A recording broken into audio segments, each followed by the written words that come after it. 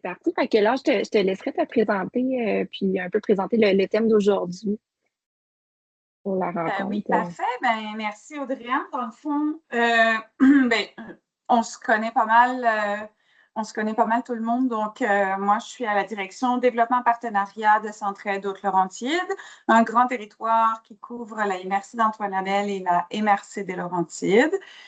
Et en fait, je vais vous présenter, dans le fond, le portrait territoriale de la MRC de Laurentides avec le regard que Centraide porte sur la dynamique communautaire et sociale de notre territoire.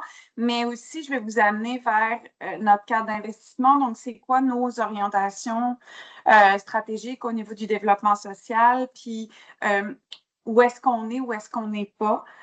Donc, je trouvais ça intéressant parce que parfois, tu sais, les gens vont dire, ben oui, on connaît Centraide, mais c'est plus difficile de dire où s'inscrit véritablement Centraide. Est-ce que c'est un partenaire financier pur? Est-ce que c'est mieux que ça? Tu sais, est-ce que c'est... donc, voilà. Donc, je vais vous partager ça. Puis, je vais te demander, Audrey-Anne, de me confirmer que ça partage bien, un peu comme on l'a testé tout à l'heure. Oui.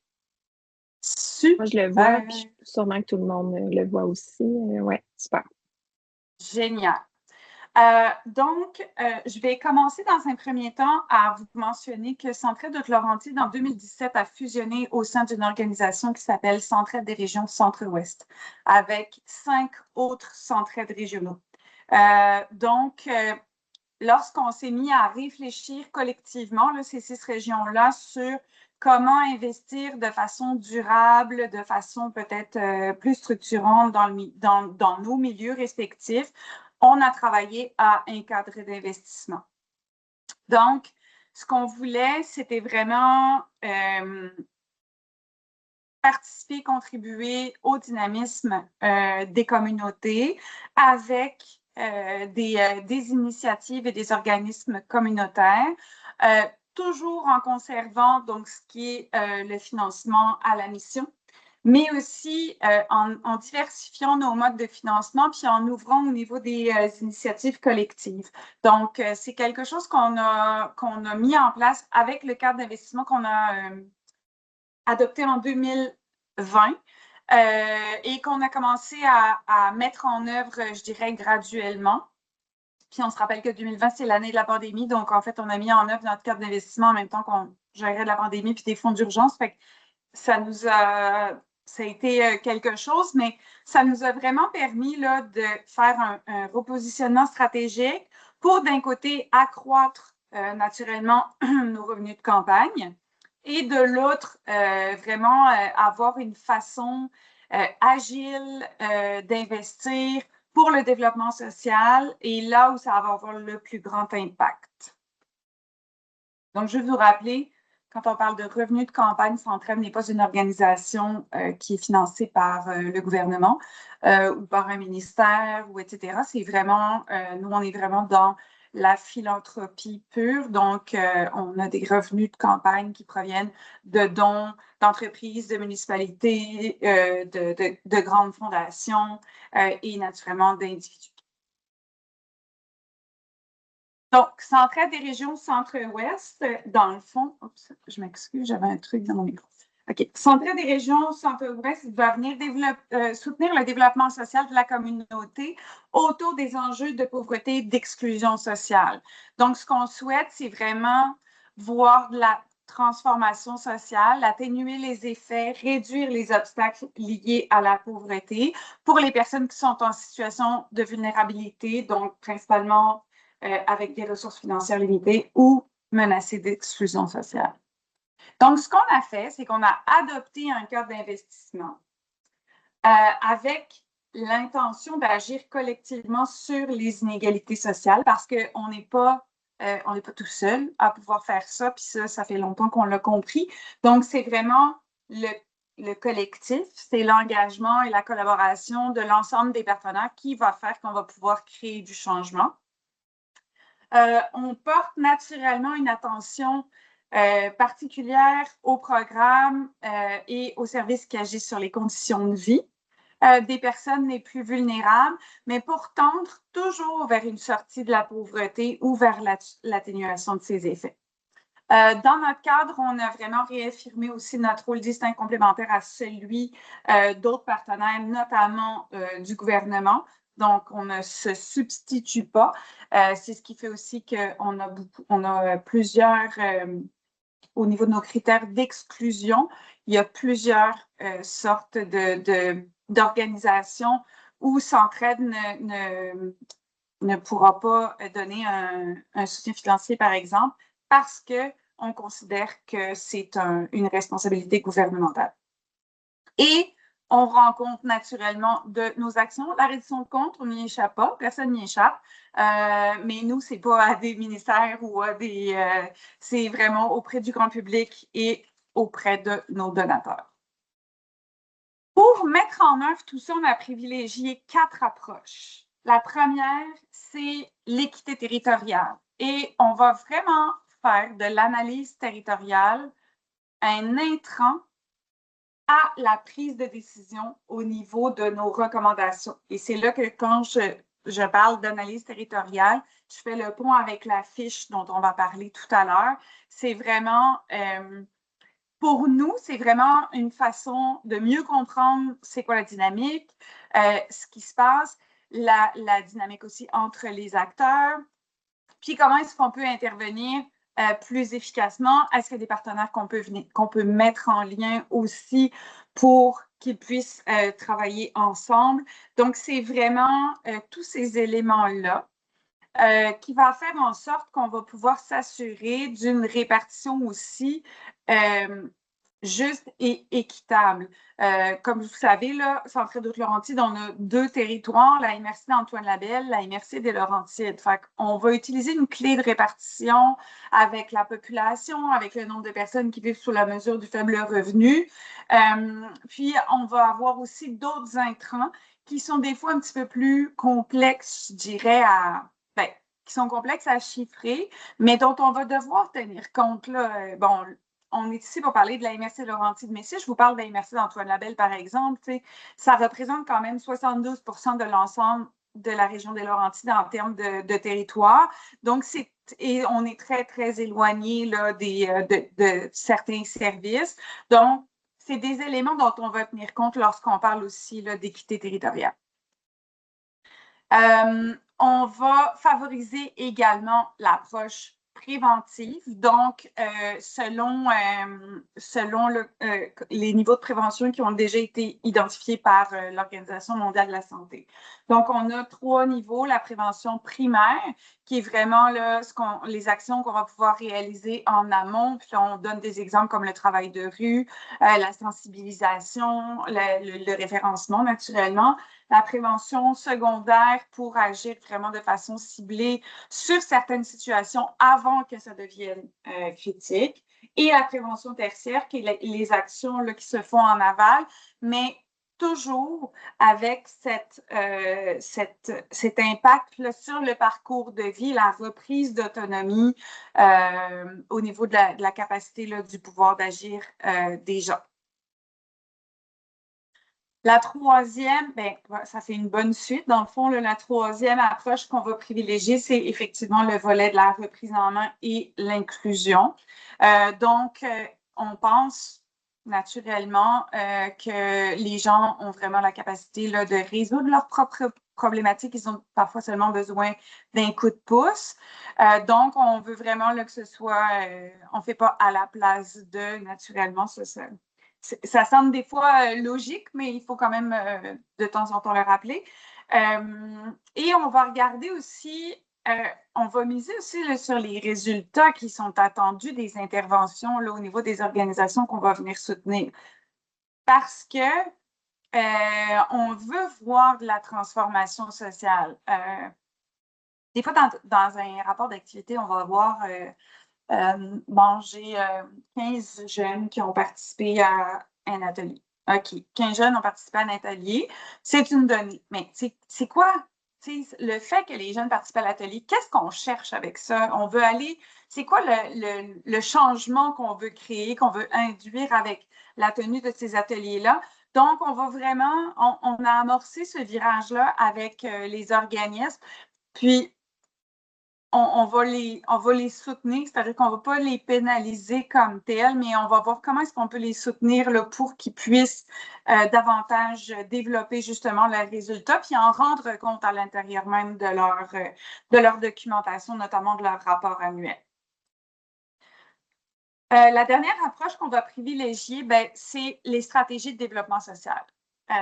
Est-ce que l'organisme, dans le fond, doit être en constante interaction avec les autres partenaires communautaires de son milieu? C'est en tout cas notre vision. Donc, nous, on va venir s'associer à des organisations qui ont un rôle au niveau du développement social, naturellement, toujours dans l'optique de lutter contre la pauvreté et l'exclusion sociale. Et là, on est venu, en fait, qualifier, utiliser 3 qualificatifs pour nos critères, qui sont la pertinence, la viabilité, l'alignement. Puis quand on parle de pertinence, on ne parle pas de la pertinence d'une organisation, on parle de sa pertinence sociale, c'est-à-dire comment l'organisme agit à l'intérieur de son milieu, comment est-ce qu'il répond à des enjeux prioritaires, comment est-ce qu'il travaille avec les autres. Mais ce n'est pas un jugement, juste pas que vous ayez ça en tête, ce n'est pas un jugement de valeur sur ce que fait l'organisme, est-ce que c'est pertinent, etc. T'sais, tous les organismes, c'est pertinent, là, je dirais pour la plupart, mais comment est-ce que ça s'inscrit à l'intérieur d'un continuum de services, par exemple, et tout ça? Naturellement, la viabilité, des saines pratiques de gestion, saines pratiques de gouvernance, c'est la base de notre côté. Puis, comment est-ce que, justement, l'organisme va venir s'aligner avec les orientations de Centraide, avec les approches qu'on met de l'avant? Donc, tout ça fait en sorte que lorsque on décide d'investir, on va investir autour de 4 champs d'action. Soutenir la réussite des jeunes, assurer l'essentiel, briser l'isolement et bâtir des milieux de vie rassembleurs. Soutenir la réussite des jeunes, puis ça fait, je fais un petit clin d'œil à Marie-Ève qui n'est pas loin, là. Soutenir la réussite des jeunes, c'est stimuler le développement des tout-petits, encourager la persévérance scolaire naturellement, le développement des habiletés sociales pour les jeunes, mais aussi pour les parents et pour les familles, et prévenir l'itinérance. Quand on parle d'assurer l'essentiel, là, on parle un petit peu plus du volet de la sécurité alimentaire, de l'accessibilité à un logement, puis de la littératie financière et numérique. Ce n'est pas quelque chose qu'on a, nous, dans notre territoire, mais ça fait partie de nos sous-champs d'action, je dirais. Lorsqu'on parle de briser l'isolement social, ça peut être l'isolement des aînés, ça peut être pour les personnes qui sont en situation de handicap, pour les personnes migrantes ou réfugiées, puis ça peut être aussi vraiment l'idée des personnes qui ont un enjeu de santé mentale je dirais en urgence sociale, ces éléments-là. Puis, on a le 4e champ d'action qui est le petit flou-mou de la gang, là, un petit peu moins facile des fois à reconnaître. Il faut identifier clairement qu'est-ce que ça donne ça en hiver. C'est bâtir des milieux de vie rassembleurs. Alors, c'est quoi? Ça veut dire dynamiser la vie communautaire. Dynamiser la vie communautaire, qu'est-ce que moi, je fais, par exemple, lorsque je siège au RPDSL, je contribue à dynamiser le développement social. Donc, c'est un petit peu tout notre engagement, je dirais, là, dans le milieu qui est regroupé dans bâtir des milieux de vie rassembleurs et donc dynamiser la vie communautaire. C'est encourager l'action bénévole également. Il n'y a pas d'organisation qui peut fonctionner sans bénévolat. Donc, c'est important qu'on mise là-dessus et c'est renforcer les compétences et le leadership des organismes.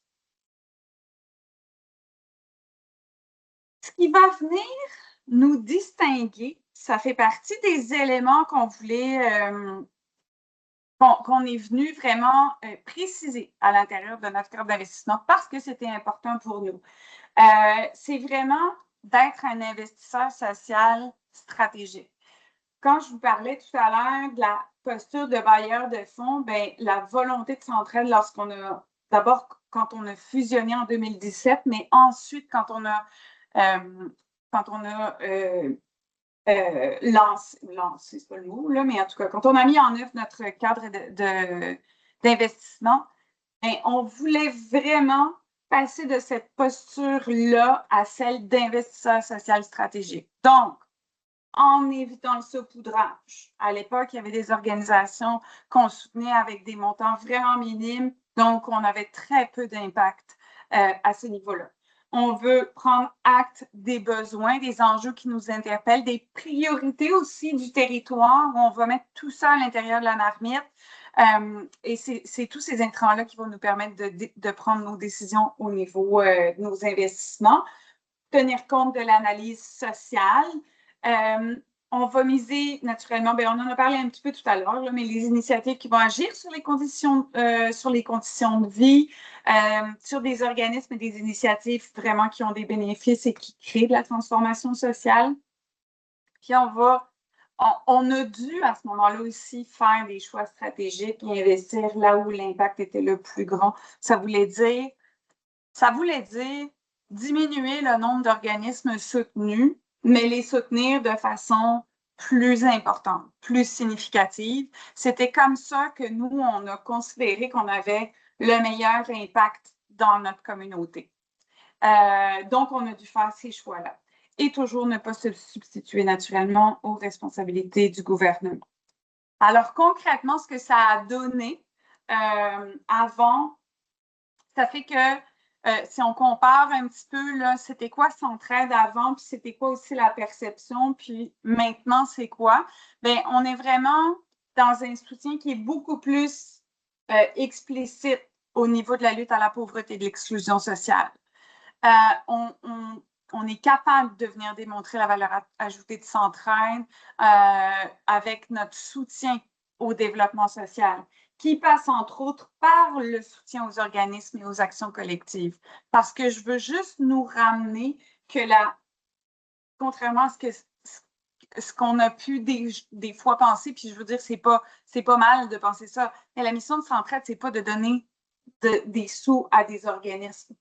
La mission de Centraide, c'est de lutter contre la pauvreté et l'exclusion sociale. Et un des moyens qu'on utilise, c'est de soutenir financièrement des organismes de notre territoire. On a aussi diversifié nos modes de financement. Donc, on a du financement pour un appui ponctuel, par exemple, pour de la transition, le financement de base aussi, un financement à la mission. Puis, un organisme, par exemple, dont la mission ne serait pas admissible, mais qui a un volet qui nous interpelle directement, bien, on va pouvoir financer cette organisation-là simplement pour un volet spécifique. Et on a aussi fait quelque chose, puis ça, on en est vraiment fiers, c'est qu'on a la capacité maintenant de prévoir un petit peu plus et donc de venir appuyer des organisations pour 2 ans, pour 3 ans. On pourrait même aller jusqu'à 5 ans avec certains organismes. Donc, c'est quand même, ça amène de la prévisibilité, ça amène de la stabilité aussi là, pour les organisations. On va faire aussi, quand on parle de soutien différencié selon les besoins, les effets captés, c'est vraiment tous les intrants là, de l'analyse territoriale et sociale là, qui est faite, qui va nous permettre de dire, ça c'est moins vu dans les Hautes-Laurentides, mais moi, j'ai des collègues dans d'autres régions qui font partie de notre centre qui est fusionné, qui soutenaient, par exemple, des maisons de jeunes, puis qui donnaient 10 000 à toutes les maisons de jeunes. Mais là, il n'y avait pas de différence, là, que tu sois une maison de jeunes à Chibougamau ou une maison de jeunes à Val-d'Or, etc. C'était le même montant pour tout le monde. Donc là, à un moment donné, c'était de dire, bien, OK, mais est-ce que cette ressource-là, par exemple, est la seule dans ce territoire-là qui est disponible pour les jeunes? Est-ce qu'il y a d'autres services autour? Combien de jeunes on va rejoindre? Puis c'est là qu'on va venir placer, dans le fond, l'organisation à l'intérieur d'une communauté, puis à l'intérieur d'une dynamique communautaire, ce qui fait en sorte que après la mise en œuvre du cadre d'investissement, ben, ça a été différent. Il y avait une maison de jeunes qui allait avoir 15 000, puis l'autre qui allait peut-être en avoir beaucoup moins, dépendamment de l'analyse territoriale qui était faite. Puis, ben, c'est un petit peu la même chose, là, c'est que là, avant, on analysait beaucoup les demandes en silo. Prenez une demande, on l'analysait, mais maintenant, on va vraiment faire on va vraiment mettre toutes les demandes, je dirais, ensemble pour s'assurer d'avoir un tout cohérent et qui correspond à nos orientations en développement social. La fiche. On passe maintenant à la fiche. Avec tout ça, on s'est dit, bon, ben là, c'est le fun, mais oui, Marie-André? Ouais, j'ai-tu droit de poser une question maintenant? T'arrêter? Ah oui, non, Hey, j'ai juste une question, tu sais, c'est plus une curiosité, là. Quand vous faites vos analyses pour l'admissibilité, je sais pas si ça marche par admissibilité ou comment vous fonctionnez là, pour choisir des organismes qui déposent, en fait, là. Qui sont les membres du comité d'analyse? Est-ce que c'est parce qu'il y a toi, là, qu'on a un lien avec toi, puis t'es comme impliqué, tu connais bien les dynamiques, mais les autres membres des comités, c'est-tu à la fois des donateurs? Je sais que vous avez comme des fois des donateurs bien impliqués à Centraide. En tout cas, j'étais curieuse de savoir. Bien, ça peut être, ça pourrait être des donateurs, mais en général, c'est plus des gens qui sont impliqués qui ont une certaine expertise. Tu sais, on va aller chercher des profils. Là, tu sais, on va aller chercher des profils, quelqu'un qui connaît la gouvernance, quelqu'un qui connaît la réalité des organismes communautaires, quelqu'un qui connaît la dynamique du territoire aussi, quel que soit son... Tu sais, fait qu'on a une dame qui est retraitée du CIS, là, qui a été haussée comme toi pendant plusieurs années. Fait que, tu sais, il y a des organisations qu'elle connaît déjà très, très, très bien avec une capacité analytique qui est déjà développée parce qu'on va aller chercher aussi la capacité analytique de nos bénévoles. Donc, puis, tu sais, ces informations-là sont disponibles sur notre site Internet, mais, tu sais, en général, c'est ça, on va aller chercher des profils davantage que des donateurs, j'ai envie de te dire, là. On veut vraiment avoir des gens qui comprennent, tu sais, comme tout le volet de la première partie de la présentation, là, il faut que les gens ils comprennent ça, là, il faut qu'ils aient assimilé ça. Là. On a terminé d'être une organisation qui était dans l'approche charitable pure. Tu sais, on est dans le oui, mais après, tu sais, qu'est-ce qu'on envisage, vers quoi on veut aller quand on va remettre un panier d'aide alimentaire, par exemple. Fait que si il n'y a pas de soutien additionnel, ben là, Centraide ne va pas voir la plus-value et il va considérer que ce n'est pas son rôle d'être là. Il va aller là où c'est plus, ça aura l'impact le plus significatif. Est-ce que ça répond? Génial, super. Donc, puis ne vous gênez pas si vous avez des questions en cours de route, hein, ça me fait plaisir. Donc, c'est ça. Avec tout ça, on s'est dit, bon, ben là, maintenant, on est rendu à l'étape où on est allé graber des informations de part et d'autre au fur et à mesure de nos rencontres en sécurité alimentaire, en logement, avec les portraits du CIS, avec toutes sortes d'éléments comme ça. Mais on peut s'appuyer sur quelque chose là qui est comme noir sur blanc, qui est vraiment, qui est clair, qui est limpide. Donc, on a profité du recensement de 2021 puis que ces données-là étaient disponibles et récentes pour venir faire le portrait vraiment socio-démographique de l'Université des Laurentides, en retirer des grands constats puis déterminer là, les enjeux vraiment qui étaient prioritaires au regard de Centraide. Et cet élément-là est aussi un intrant en soutien à nos décisions d'investissement social. Je ne vous ai pas mis le lien vers la fiche. Je vais vous dire tout de suite pourquoi. C'est qu'elle a été bâtie l'an dernier, puis elle fait déjà plus mon bonheur comme elle est là. OK? Donc, parce que ça évolue, ça va vite les choses. Puis, ce qui on voulait aussi avoir des données comparables, puis il y a des données du recensement, c'est celle de 2021. Mais là, il y a des données, il y a des intrants qu'on est capable de mettre à jour, mais on n'est pas capable de tout mettre à jour. Fait que si on veut être cohérent, on ne peut pas utiliser des données de 2025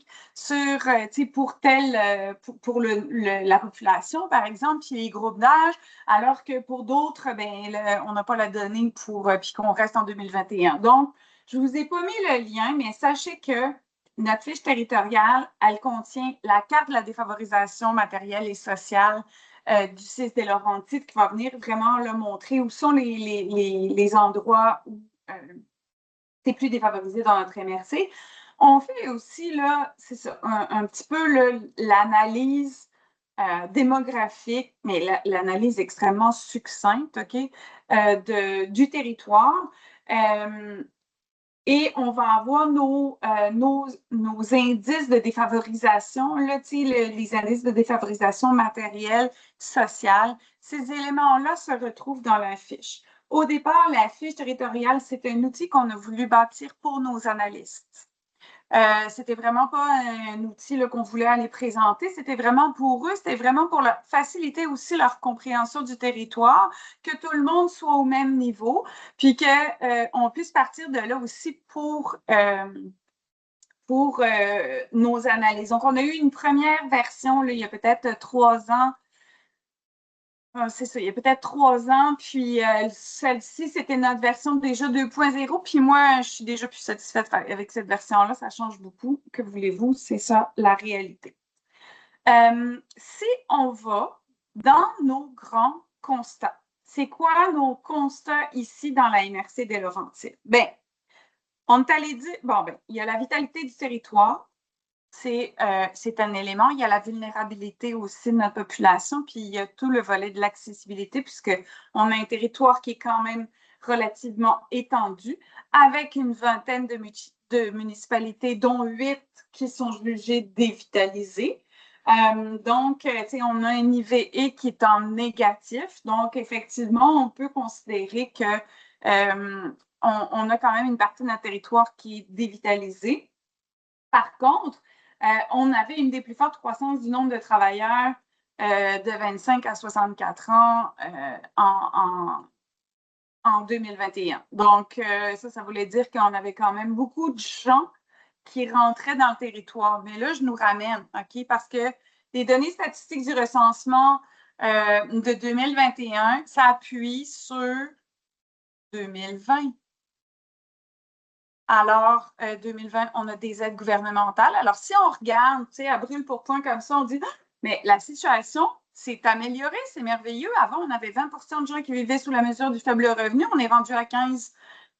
C'est pas tout à fait ça. C'est qu'à ce moment-là, il y avait beaucoup d'argent du gouvernement qui rentrait qui a été distribué aux gens. Donc, ça a donné des éléments qui sont un petit peu erronés. Et de la même façon, il y a beaucoup de gens qui sont rentrés dans notre territoire parce qu'ils sont venus travailler à temps plein en télétravail et tout ça. Donc, tu sais, des fois, on a des données, mais des fois, on les prend avec des petites pincettes. Par contre, la réalité, c'est vrai qu'on a la plus grande proportion de résidents secondaires sur l'ensemble de la région. Donc, c'est le fun parce que ça stimule notre économie, mais ça met une pression quand même accrue sur les services des municipalités, sur l'accessibilité aussi au logement naturellement. Et avec l'étendue de notre territoire, on rencontre des enjeux d'accessibilité. Encore une fois, accessibilité aux services, mais accessibilité toujours au logement. Alors, maintenant, ce dont je vais vous parler, c'est vraiment les enjeux qu'on juge prioritaires, nous, avec notre regard de Centraide. Le premier, c'est la petite enfance, la jeunesse. On a le tiers des enfants qui vivent dans une famille considérée jeune. Fait que les familles plus jeunes sont statistiquement plus à risque de faibles revenus, d'isolement, de stress parental, de précarité. On a également plus du tiers des enfants qui ont des fragilités dans le développement avant d'entrer dans la maternelle. Et quand vous voyez une petite étoile comme ça, là, la petite étoile veut dire on a soit la proportion la plus élevée de la région, soit la deuxième plus élevée de la région. Donc, je vais être honnête avec vous, quand ce n'est pas la MRC des Laurentides qui est numéro 1, c'est la MRC d'Antoine Labelle qui l'est. Donc, l'un dans l'autre en général, malheureusement, sur le territoire de Mont-Centraide, on score avec ce genre de statistiques-là. Puis, ben, c'est sûr que la vulnérabilité des enfants, je ne vous apprends rien, là, mais il fallait qu'on le nomme quand même, elle augmente avec la défavorisation matérielle et sociale du milieu de vie. Et nous, on a plus de 42% de nos élèves du primaire qui fréquentent une école en milieu défavorisé. Alors, qu'est-ce que ça veut dire? Ben, ça veut dire que ces enfants-là sont davantage susceptibles de connaître des difficultés d'apprentissage à l'école. Fait que tout ça, qu'est-ce que ça veut dire? Ben, ça veut dire on ne lâche pas. Hein? Il faut continuer à investir sur notre jeunesse parce que là, il y a des statistiques qu'on a envie de faire bouger. Puis, Marie-Ève, hein? On ne lâche pas. Ensuite, on est venu, un des enjeux qui, pareil, ça va pas étonner personne, mais le logement abordable. La crise du logement abordable. On a des faibles taux d'inoccupation, on a un manque criant de logements sociaux abordables. Puis ça, maintenant, ça touche tout le monde. Ça touche les aînés, ça touche les familles, ça touche les travailleurs, les personnes seules aussi. Donc, comment faciliter l'accès au logement? Puis là, on a un chantier logement avec le RPDSL qui est en cours, qui travaille à ça. Fait c'est sûr qu'on y participe, puis dans les années passées aussi, on avait notre fameux outil. Tiens, d'ailleurs, il me semble qu'on pourrait peut-être le ressortir, cet outil-là, mais on a quand même un outil d'aide à la recherche au logement qui a été travaillé par l'ensemble des partenaires, qui existe pour le territoire de la MRC des Laurentides. C'est un beau moment peut-être pour le ressortir parce que le 1er juillet, ça vient vite. Donc, qu'est-ce que ça fait? Ben, ça fait qu'il y a des gens qui se retrouvent à risque ou qui sont en situation d'errance et d'itinérance. Puis le dénombrement de 2025, les données sont sorties tout récemment, là, bien, c'est encore plus de 74% dans la région. Puis ça, c'est l'augmentation, c'est encore une des plus fortes augmentations. Et le dernier recensement, bien, le dernier dénombrement, pardon, c'était 109% pour la région des Laurentides d'augmentation 2022. 2025, c'est plus de 75%. Ça crée aussi de la pression naturellement sur les demandes en sécurité alimentaire. Et là où avant, la principale cause de perte de logement, c'était la consommation, la santé mentale, etc. Maintenant, c'est l'expulsion. On a parlé des jeunes. Ben, nous, on est allé cadrer aussi au niveau de la santé mentale des jeunes. Puis, Aline, je pense que tu étais là quand on a eu la présentation là, de la dernière enquête québécoise sur la santé des jeunes secondaires. Il y a des statistiques qui sont sorties de là qui font comme « Oh my God! » ça nous interpelle. Puis quand on voit là, la petite étoile, là, ça veut dire que nous, là, on est la MRC dont les jeunes secondaires ont le plus haut, le niveau le plus élevé sur l'échelle de détresse psychologique. C'est vraiment, c'est quasiment un jeune sur 2. Puis c'est plus d'un jeune sur 4 qui a un diagnostic médical d'anxiété. Un jeune sur 4, c'est pas comment ça va ce matin, là. Non, c'est un diagnostic médical. Et si on parle des jeunes de la communauté 2S LGBTQ+, ben là, les statistiques sont alarmantes. Ça veut dire que c'est important, puis je sais que le RPDSL avait mis le doigt dessus à la dernière grande rencontre du développement social, puis on va voir ce que ça va donner le 14 mai, mais ça, c'était quand même un élément qui était criant et ça l'est encore.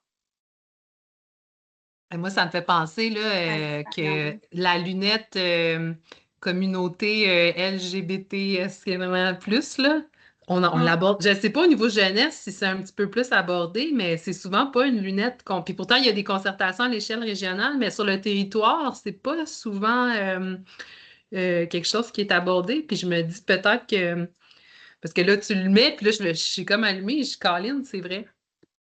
Ben, en fait, tu sais, moi, je participe à la concertation régionale de SLGBTQ+, puis il avait été identifié dans chaque territoire une porte d'entrée, tu sais, dans le fond. Et je crois que pour la MRC des Laurentides, je crois pas qu'il y avait de porte d'entrée parce qu'il y avait des, tu sais, il y avait des maisons de jeunes. Il y avait, tu sais, il y a toutes sortes de, la FADA qui est là. Tu sais, il y a plusieurs organisations qui sont présentes, mais je crois pas qu'il y a de porte d'entrée comme telle. Puis, tu sais, quand on regarde, là, pour cette population-là, là, de jeunes de la communauté de diversité de sexe ou de genre, tu sais, l'année dernière, le dernier rapport de Guéry démontrait qu'il y avait de moins en moins d'ouverture entre les jeunes à accueillir la différence. Fait que ça, là, on était en train, tu sais, on a l'impression qu'on est bon, là, nous, là, puis on avance, mais là, on est en train de reculer. Puis le pourquoi, tu sais, on pourrait en débattre longtemps, là, puis je pense que chacun peut y aller avec son petit point de vue, mais tu sais, on a un voisin au sud là, qui est pas super aidant là, pour les gens qui sont un peu différents. Et je pense que, tu sais, il y a beaucoup d'éléments qui créent ça, mais on observe un recul entre jeunes. Donc, ça, c'est préoccupant. On parlait des jeunes, on va parler des aînés. Des aînés. On va parler des aînés parce que les aînés, ben, eux, c'est le gros de notre population. Puis bientôt, là, en ce moment, c'est un tiers de notre population, là, mais tu sais, ça n'arrête pas d'augmenter. Donc, qu'est-ce que ça veut dire? Ça veut dire qu'il faut qu'on voit venir d'ores et déjà, là, tu sais, bon, tout ce qui est intergénérationnel, mais il faut qu'on voit venir, là, il va y avoir des besoins au niveau des services de soutien, de référencement aussi, de mobilité, de logement. Donc, ça veut dire il faut qu'on ait cette capacité-là à se projeter, puis à envisager qu'il va y avoir des besoins qui vont être de plus en plus grands pour les personnes aînées. Donc, comment est-ce qu'on peut s'y préparer? T'sais, on le sait, on le voit venir. Là. Comment est-ce qu'on peut s'y préparer? On sait aussi que les aînés, il y en a beaucoup qui vivent seuls et en faible revenu, en situation de faible revenu. Et là, une statistique qui est vraiment spécifique, c'est que on dit qu'ils vivent en situation de faible revenu, mais il y a 36% des ménages de la MRC dont le principal soutien financier est une personne qui est âgée de 65 ans et plus. Ça veut dire qu'il y a des gens là, qui sont en grande précarité financière. On s'entend. Des familles. Là. Donc, il faut qu'on... Ça, là, c'est un de nos intrants quand on reçoit des demandes d'aide financière. Puis, ben, la sécurité alimentaire, naturellement, là, ça ne pouvait pas échapper à nos enjeux. C'est la réalité un petit peu partout. Là. Le bilan fin 2025, pas 2026, mais 2025, 5400 personnes. Si je ne me trompe pas, c'est près de 1000 personnes de plus par rapport à il y a 2 ans. Parce que la statistique que j'avais avant, c'était celle d'il y a 2 ans. 1000 personnes de plus, c'est quand même pas rien. 25% qui sont des enfants. Ça, c'est des personnes uniques qui ont eu recours à des services d'aide alimentaire. Ça peut être des cuisines collectives, ça peut être, c'est pas juste le dépannage pur.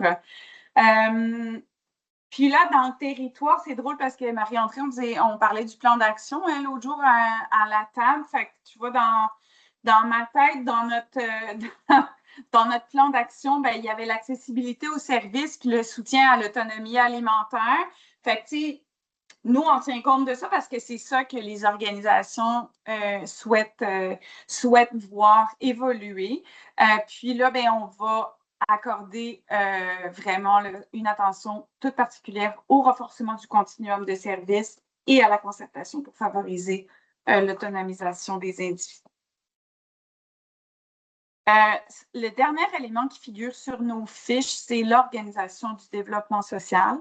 Donc, ben voilà, hein, vous le savez, il y a notre RPDSL qui est vraiment notre table de concertation intersectorielle en développement social qui, elle aussi, a identifié des priorités qui sont semblables aux nôtres. Hein. Si on regarde la santé mentale, principalement chez les jeunes, la pénurie de logement, la sécurité alimentaire, le vieillissement de la population, c'est ça aussi là, qu'on a placé. Puis de l'autre côté, bien, on a la chance dans notre territoire, parce que je ne sais pas si vous êtes au courant, mais ce n'est pas la réalité pour tout le monde, mais nous, on a la chance d'avoir un comité de développement social au sein même du Conseil des maires de la MRC des Laurentides, qui a un plan d'action avec des axes prioritaires, donc avec la relation là, de collaboration entre la municipalité, les MRC, les organismes, la sécurité alimentaire, encore une fois, le logement social, le transport collectif. C'est sûr que le transport est aussi une des responsabilités là, des MRC et le soutien à la collectivité d'une manière plus générale. Puis, au niveau du développement social, ben, c'est une dizaine de concertations sectorielles ou de comités actifs là, dans l'ensemble du territoire qui sont là. Donc, voilà. Alors, pour finir, ben, le cadre d'investissement, les critères, tous ces éléments-là, c'est tout disponible sur notre site web. Centraide, c'est un partenaire qui va toujours agir en mode ouverture, dialogue et transparence avec l'ensemble de ses partenaires. Puis j'espère que c'est le feeling que vous avez aussi. Si vous me dites non, je vais aller me rouler une petite boule. Mais puis voilà, dans le fond, nous, avec l'ensemble de ce que je vous ai présenté là, bien, ça nous permet vraiment d'optimiser notre impact pour mieux renforcer nos communautés. Puis je reviens, là, les ententes pluriannuelles, les diversifications du financement, c'est vraiment des éléments là, qui sont positifs de notre côté. Voilà. Merci beaucoup. Super, merci. Je viens de partager le lien vers votre site web justement pour ceux et celles qui sont intéressés à en savoir plus. Oui, c'est ça. Fait que vous avez il y a un onglet organisme, puis là, il y a toute la documentation se trouve là. Vous avez accès à tout. J'ai-tu le temps de poser une question? Bien. Parce qu'il nous reste 1 minute. Non, mais j'étais curieuse. Tu sais, tu parlais, parce que tu sais, moi, j'essaie des fois de penser à des cas, là, des fois, puis qui me disent, est-ce que ça cadre dans les paramètres de financement central? Tu sais, tu parlais que, bon, des fois, selon vos critères d'admissibilité, un organisme pourrait, par exemple, ne pas remplir l'ensemble des critères d'admissibilité et donc ne pas être admissible de ce point de vue-là, mais il pourrait avoir comme un volet de son action ou un projet en particulier qui pourrait, lui, répondre, puis là, être financé juste pour ça. J'ai-tu bien compris ce bout-là?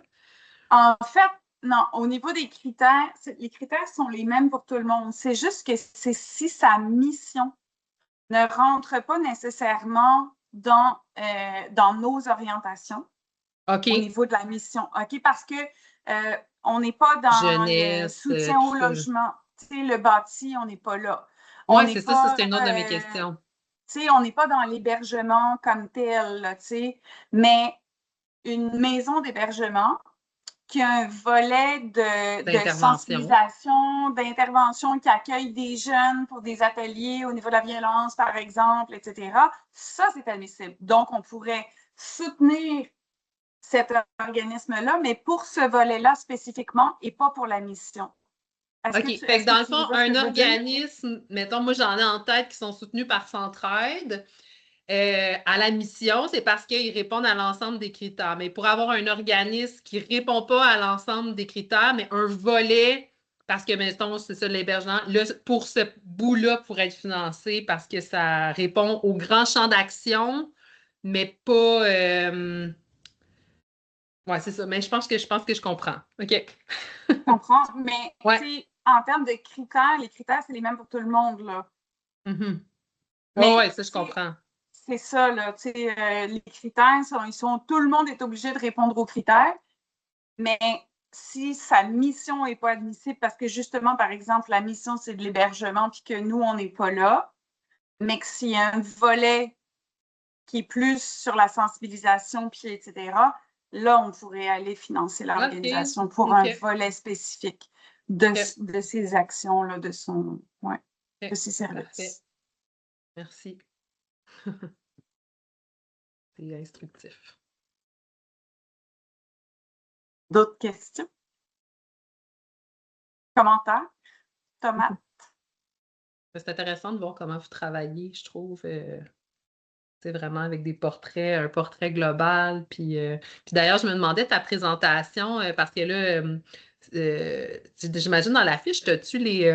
Parce que moi, je trouvais ça intéressant des fois comment vous présentiez. Tu sais, on fait souvent ça, nous autres aussi, des présentations statistiques, là. Fait que des fois, je trouve ça intéressant de m'inspirer de comment d'autres le font. Les sources sont toutes indiquées, j'imagine? Non. Ah! Non, je les ai pas indiquées dans la présentation. Non, mais dans la fiche ou dans... Dans la fiche, non, parce que en fait, on s'est servi d'une base de données. Fait que dans la base, les sources sont là. Puis là, on a mis ça dans la fiche, mais on ne voulait pas alourdir la fiche avec la liste d'épicerie. Ça alourdit considérablement. Puis, tu sais, la fiche, on l'a faite en toute humilité, dans le sens que, tu sais, on n'est pas des chercheurs. Mais on est venu s'appuyer sur des données probantes, du recensement, des rapports ministériels, naturellement les portraits de santé publique, tu sais, puis je les ai partagés, tu sais, à tes collègues de la santé publique qui ont dit « Ah, ben mon Dieu, c'est génial parce que ça reflète vraiment bien, tu sais, la réalité territoriale et tout ça. » Donc, tu sais, j'ai dit là, tu sais, c'est ça, on travaille ensemble. Parfait, OK. Merci. Aline. Oui, c'est ça. Moi, merci pour la présentation, Laure. Ça donne des éclairages. Puis, j'ai vraiment apprécié l'affiche, j'ignorais que ça existait. Ça donne vraiment un portrait synthétique. Ça, je trouve ça très précieux. Puis, ma question était, j'ai compris qu'elle n'était pas à ton goût actuellement, que tu souhaitais l'améliorer, la faire évoluer. Est-ce qu'elle va être en ligne ensuite? Je ne sais pas si on va la mettre en ligne parce que dans les guides qu'on s'est donnés, étant donné que justement, tu sais, on n'est pas des chercheurs, on n'est pas non plus, tu sais, comme, tu sais, à la santé publique, là, ils ont une expertise là-dedans avec, tu sais, des statisticiens, des analyses de données, etc. Nous, on n'est pas ça. Fait que la présenter, là, vous la présentez avec tout le contexte. Ça, c'est le fun parce que là, ça permet de vous donner l'information et tout ça. Mais moi, ce que je peux faire, c'est partager ma présentation à Audrey-Anne, puis elle pourra vous la partager également. Là. Ça, j'ai pas de problème. C'est des statistiques qui sont là. Mais c'est sûr que j'ai comme pas les sources comme telles. Puis c'est bon, là, parce que sinon, ça vient alourdir considérablement. Mais si vous voulez avoir juste ces infos-là qui étaient dans la fiche, là, ça va me faire plaisir. On va pouvoir la rendre disponible aussi avec la rediffusion. Là. Entre-temps, c'est ça, j'ai vu qu'il y avait Dominique puis Gaétan qui, je pense qu'ils n'ont pas eu le bon lien ou en tout cas, ils étaient dans une autre salle, fait qu'ils ont manqué, mais je vais leur faire parvenir là, la rediffusion. Je peux y assister. Puis peut-être, si ça peut vous... parce que c'est ça, ce que j'ai pas eu le temps de traiter dans tout ça, parce que comme vous voyez, il y a beaucoup d'informations, puis j'avais envie de vous le partager. Mais c'est que le processus, dans le fond, c'est que les organismes, ils déposent en général entre octobre et janvier. Ils ont la possibilité de déposer. Après ça, les bénévoles, il y a une répartition des dossiers d'analyse qui se fait au sein du comité, qui est le comité d'investissement en développement social. Les bénévoles partent avec chacun leur dossier, font leur analyse. Ensemble, on va voir, est-ce qu'on fait des visites? Une nouvelle demande, par exemple, c'est toujours une visite. S'il y a eu un changement en particulier, s'il y a eu, ça se peut qu'on fasse des suivis aussi en cours d'année. C'est toujours un respect, en tout respect là, de l'autonomie des groupes. Hein. C'est vraiment, on veut pas, il n'y a pas d'ingérence, là, pas du tout, mais on veut être un partenaire en continu. Là. Dans le fond, s'il se passe de quoi dans un organisme, un changement de direction, un déménagement, quelque chose de majeur, là, on veut que la relation de collaboration fasse en sorte là, que on soit au courant, tout le monde soit à l'aise de prendre le téléphone et dire hey, Laure, by the way, on a tel changement qui s'en vient, etc. Donc, en avril, en général, c'est la période où les analystes se rencontrent. Puis là, on formule des recommandations et ça va être partagé au comité d'investissement en développement social du conseil d'administration qui, lui, va porter ça pour que le conseil d'administration puisse entériner.